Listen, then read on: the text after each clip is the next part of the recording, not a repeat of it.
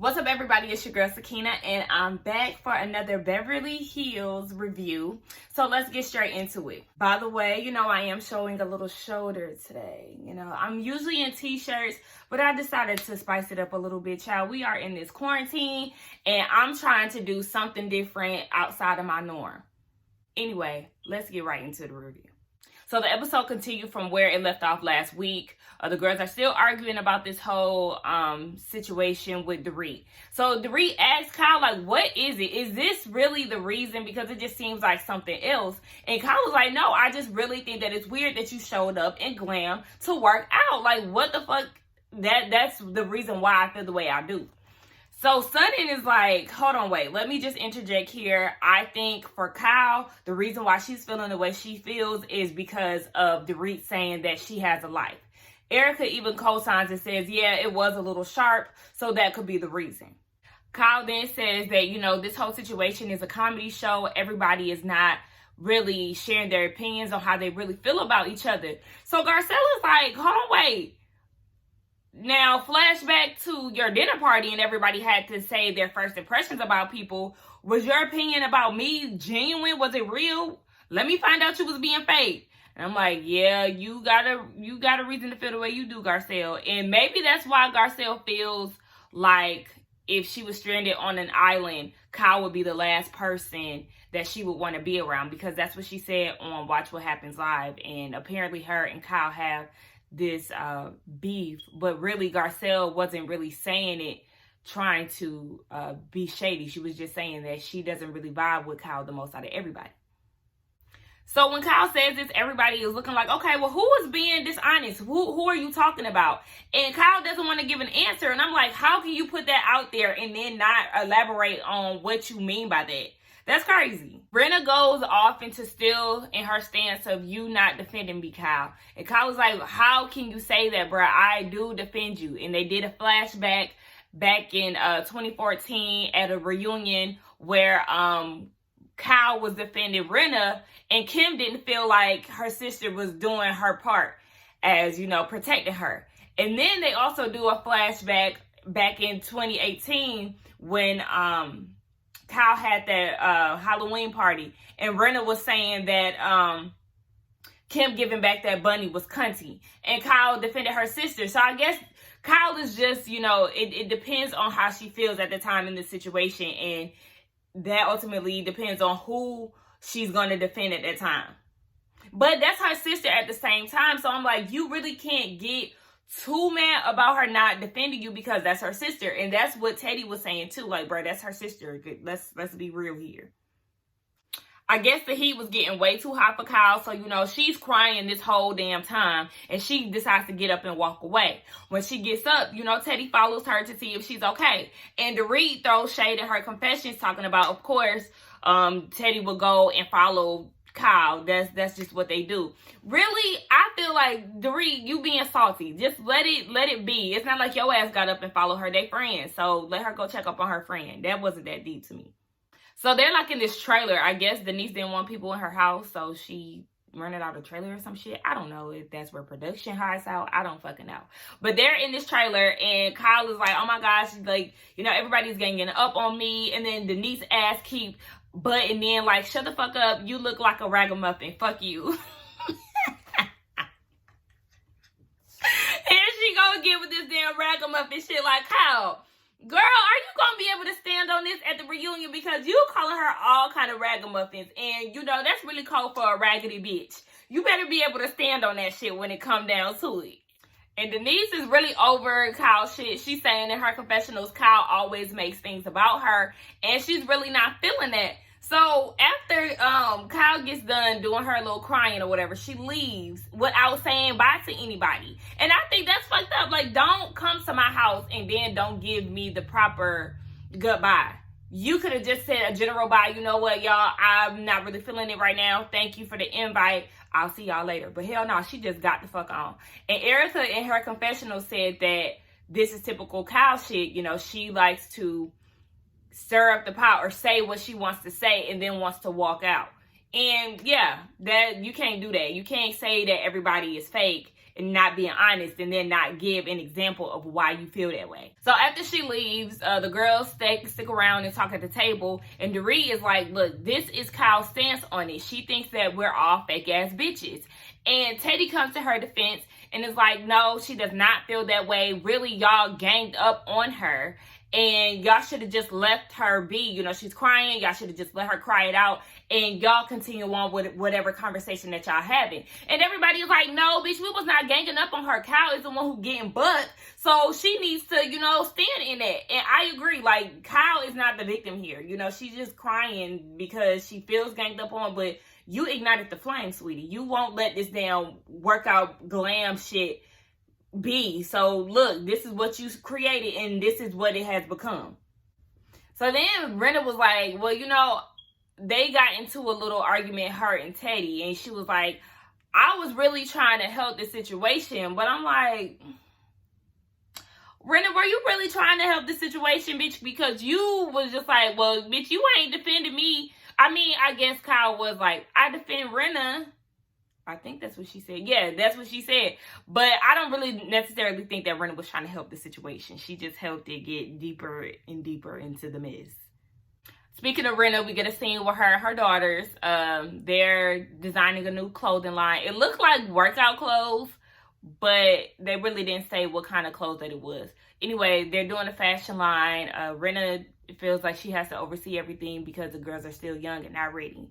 The producers asked if Amelia left New York, what makes it so different about her working and going to school in LA. She said that it's different. To me, I feel like it's the same thing. LA and New York are the biggest cities in the US. So it's just like, it's still a busy, ongoing city life. And trying to work that out with anxiety, I don't know how that works. But Rinna's thing is, you know, she's with her family, so we're able to support her. And she's able to get along better here than in New York, where she doesn't have any type of support. Denise and Erica meet up to get coffee. Erica apologizes about her mouth and the words that she used around her children, and Denise is like, yeah, you know, I actually sat down with my daughter yesterday and she did overhear the whole threesome comments. And Denise wants to protect her children. It's like, I get it, you want to protect them, but at the same time, these kids is 15 and Hollywood children, like I said. So it's not like they ain't seen no shit. They dad is Charlie Sheen. They gonna get the Googling and all that. You think they don't know what threesomes is? They know exactly what the fuck that is. Like, yeah, they thought it was funny. That's just kid shit. Like, yeah, parents always think that they protecting their children from some shit, but you really not. My parents always thought that, you know, we didn't know certain things, and it's like, bruh, kids are not dumb. We pick up on so much shit. Now, there are some parents that do hide shit very well, but 9 times out of 10, your kid already know what's up. Well, Erica says that she had met up with Kyle the day before, and Kyle said that she felt ganged up on against the girls, and how she left feeling like she was in a good place with Dorit, but not with the other girls. And I'm like, you and Dorit didn't even come to any type of agreement, an apology, nothing like that. So how can you feel like you're in a good place with Dorit when y'all really haven't even talked about anything? So then Erica starts going on about how, you know, Kyle is a busy working woman. She's a mother. She's blah, blah, blah, this and that. And Denise was like, hold on, wait, bitch. I work in LA. I have a special needs child. I'm a mother. I'm a wife. Like, bitch, everybody got a motherfucking life. Like, stop saying that when it comes to Kyle. And I agree. Stop saying that with Kyle because she's not the only one. Girl, boo. She also mentions that she sent out a thank you for coming text to all the girls, and Kyle was the only one who did not respond. Like, I would not fuck with Kyle either. Girl, you got shit fucked up. You need to get off your high horse because it's not even necessary. So Garcelle is throwing a birthday party for her boys. They are turning 12 years old. I swear them some grown-ass 12-year-old boys. They look every bit of 15, maybe even 14.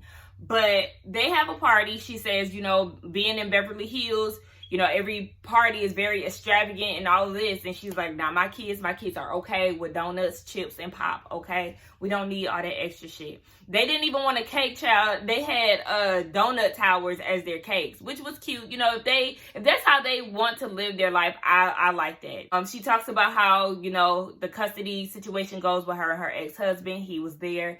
They have 50-50 custody, but they can see the boys whenever they want to. And then she said that she also kept the divorce situation away from her children. Of course, They know that they're not together anymore, but they don't know the scandal behind it. Or at least she hopes that they don't. Because Google exists. Rinna's mom is in town. I like seeing Rinna with her mom. They have a very good dynamic. They're getting ready to go to the launch for DNA, Rinna's daughter's clothing line.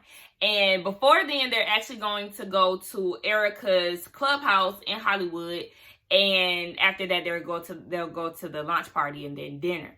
So they're getting ready. And Rinna says that her mom is 91. Her mom looks amazing. For a woman to be 91, still puts on her clothes, her makeup. She said that she still goes driving even though she shouldn't be. And then she said that she runs stoplights and shit. Like, get off the road, mama. But I think that it's amazing that she's still a functional woman at 91. That's actually what I aspire to be when I get that old, which is why I changed my lifestyle over to veganism, because I don't want to be dependent as an elder person. I want to be like Rinna's mama.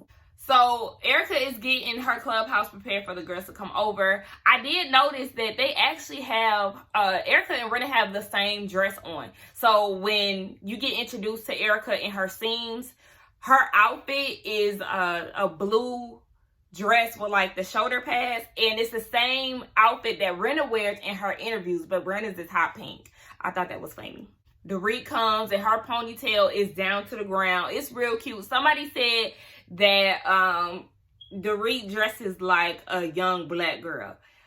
And I could see that. She do have like, the swag of a young black girl.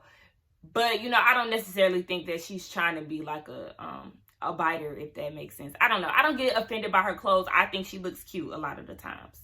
Speaking of outfits, everybody looked cute that showed up to the clubhouse with the exception of Denise. Child, I don't know what the fuck she had on. She had on some type of spaghetti strap shirt, and then she put a black fur jacket on top of it, and it was just like, girl, this shit looks terrible. Everybody looked cute but her. Now, I do need her to go ahead and step up the fashions, honey. This is not your first season. You usually improve after a certain amount of time, and you was just falling flat, baby. Rinna is in a good mood, so she decides to pull Kyle over to the side and apologize about the comments that she made about Kim. She just feels like she was wrong for doing it. During this time, Dorit talks about how she's investing in a restaurant. One of her friends is the CEO of a few chains, and he decided to let her invest in one despite her financial issues. And then she goes and asks him, like, so I kind of want to make it my own. And he was like, okay, cool. And she was like, okay, so are you saying that I have an unlimited budget? No, the fuck, ma'am. You have financial issues. Absolutely not. And he was like, no, bitch, you're not about to get me caught up in no damn bankruptcy. Kyle makes an announcement saying that she wants the girls to spend the night in Santa Barbara. There is a house on the beach that she wants everybody to come together and, relax, because she has wrapped up Halloween. And Denise is like, bitch, I'm tired of your motherfucking shit. I'm tired of you talking about this busy ass life that you got. Like, do you want a cookie? When I get done with Bold and Beautiful, you know what? I go home to my children and I have some damn pizza and beer. Like, woohoo, you finished up your damn movie. So what? They're all getting ready to go to the release party, and Rinna says that, they have a surprise collaboration, that the girls are going to be in for a treat. And Sutton is like, why do I have a bad feeling about this? And Rinna looking like, girl, the fuck do you mean? Like, and I was thinking the same thing. I thought that Rinna was talking about how she had did a few photos for her children.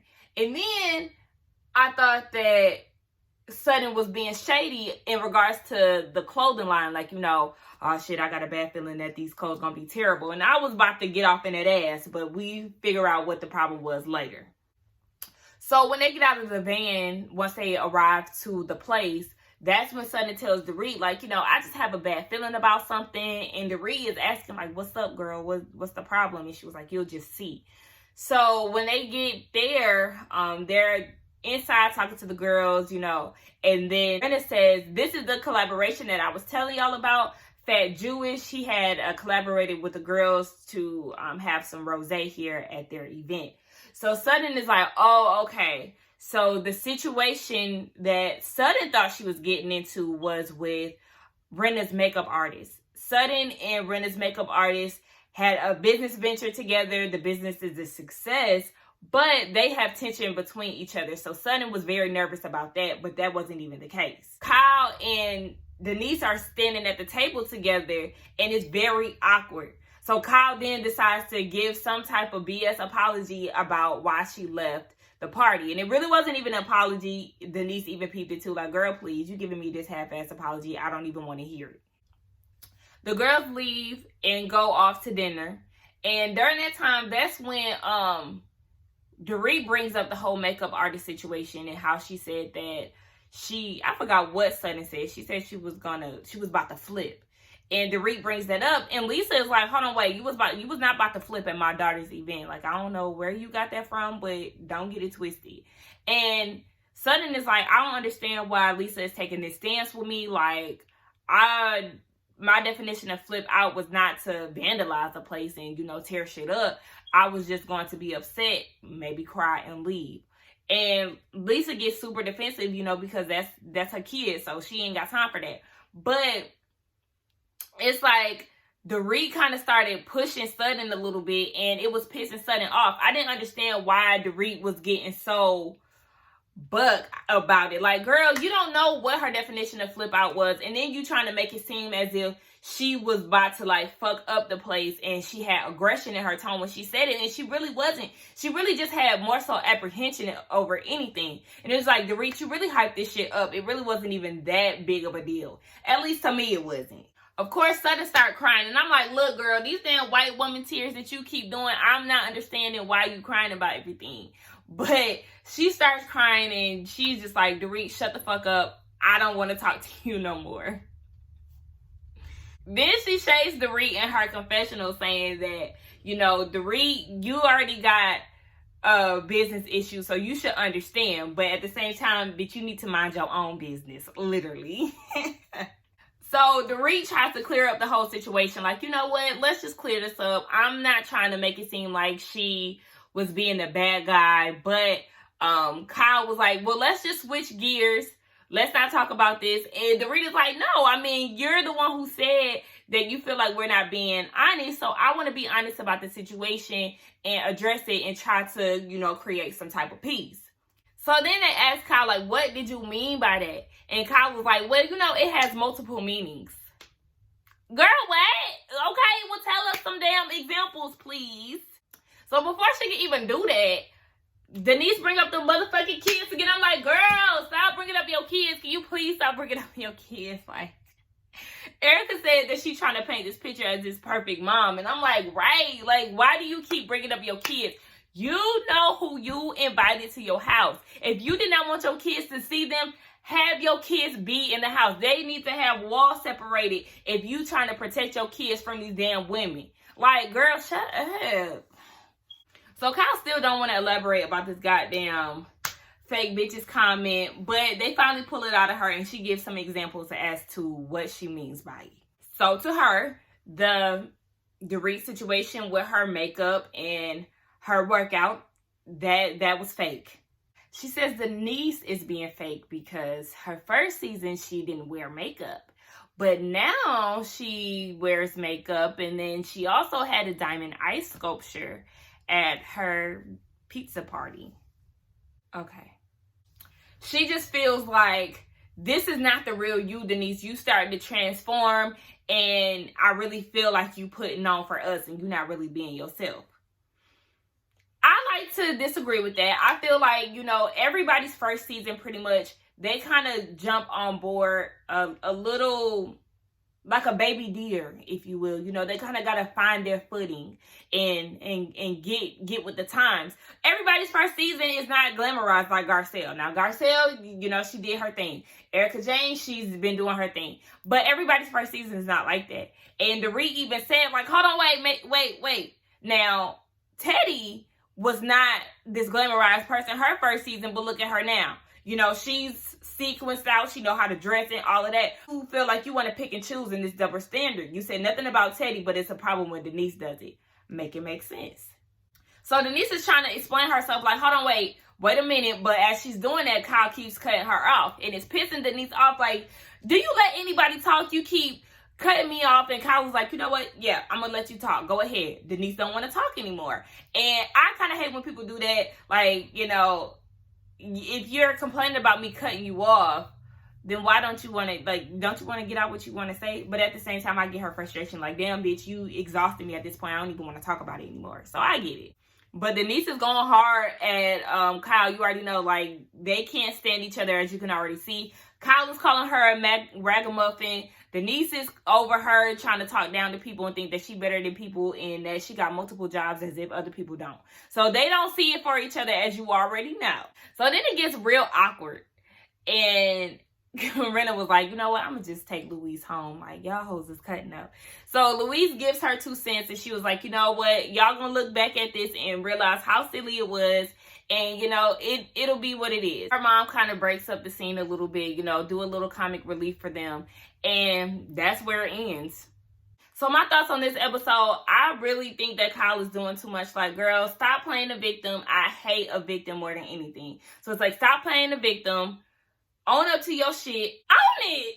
And stop making big deals out of nothing, okay? Denise is not here for Kyle. I think that their beef will grow over the season. And we'll just see. We'll see how long I like Sutton. It seems like her opinions can go in and out with me. Sometimes she's okay. Sometimes she can get on my nerves.